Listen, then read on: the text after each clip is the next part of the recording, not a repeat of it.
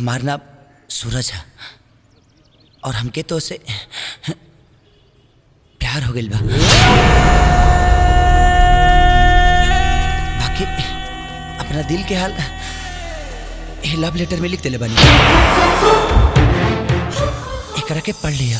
पढ़ना लिहा, पढ़ के बताओ का लिख ले बड़े। अब रउआ का तैनता पढ़ाई के परी ना। प्रिय प्रिय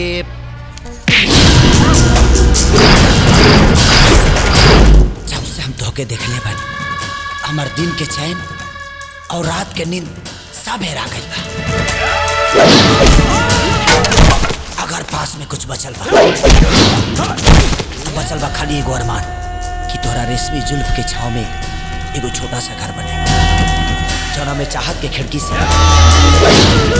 हमरा के झांका और आरजू के रोशनदान से हम धोखे निहारी।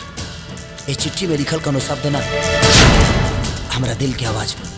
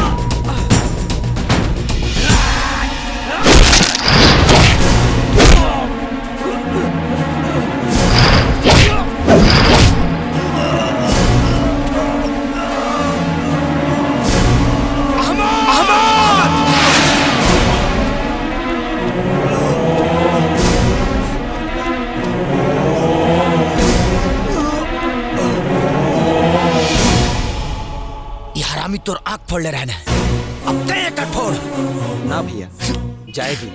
अगर हमहू एक आँख फोड़ दे ई जैसन शैतान और हमने जैसन इंसान में का फर्क रह जाई। भैया जाए दी, छोड़ दी जाए दी भैया।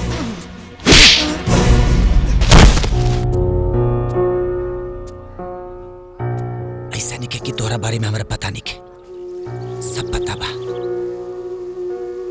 देखी का करी दिल के हाथे मजबूर बानी और प्यार जौन होला एगो आके दरिया होला।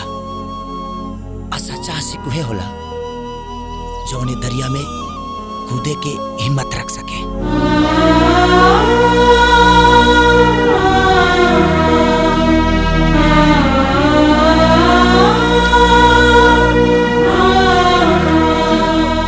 भैया जी के पता न चलेगा चाहिए।